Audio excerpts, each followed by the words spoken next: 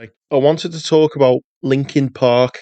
Hopefully, everyone is aware of Linkin Park. Really kind of pioneered the new metal, rap metal, alternative rock scene all the way back from about 2000. They went on for about 17 years.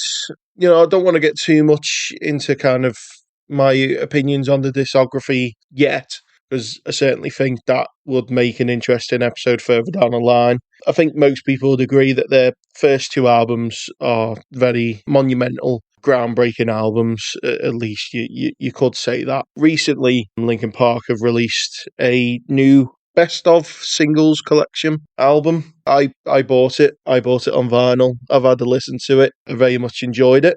It was great to kind of hear some of the songs that I've not heard for a while on being able to play it on vinyl, obviously, because I don't have any way to kind of play certain songs because they're not on the albums.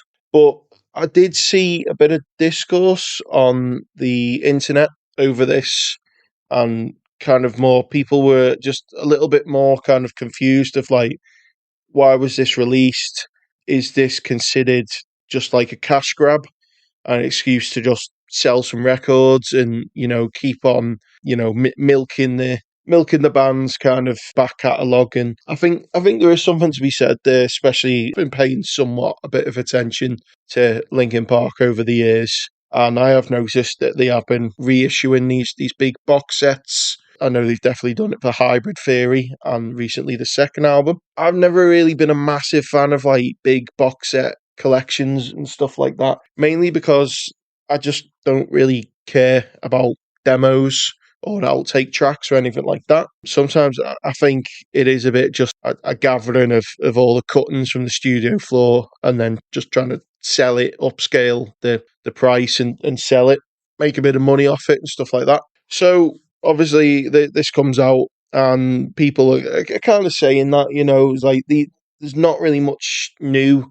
off this album except for one sort of unreleased song, QWERTY, I believe it is. So people have kind of been like, what is the point of this? And that kind of brings me on to the whole concept of greatest hits albums in general, and how back in the day they did serve quite a purpose. And nowadays, through kind of Spotify and, like the ability to stream and playlists and stuff like that, kind of greatest hits have lost a bit of their like relevancy in like today's modern landscape, because to people who just purely listen through music via streaming, it just doesn't really make any sense. It's basically just a glorified playlist, and you can't exactly argue with that. But I think there is a case to be made for greatest hits albums in general. I personally think that they're like great kind of entry points to a band, great kind of introductions. And if you want to get into a band and you're not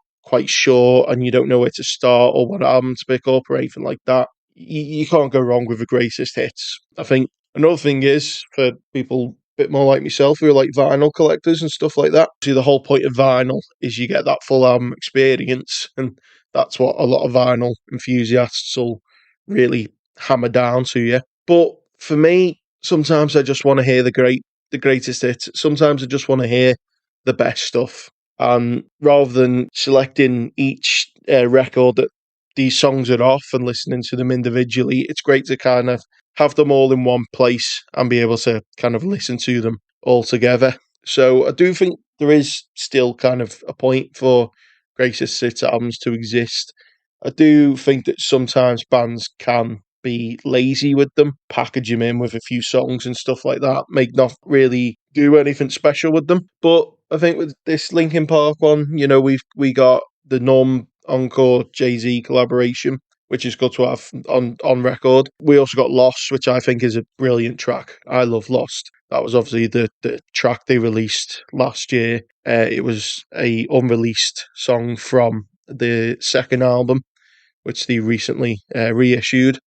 I think that's a great song, and I'm glad to have that on a record, as well as New Divide. Is it the soundtrack track from the Transformers films?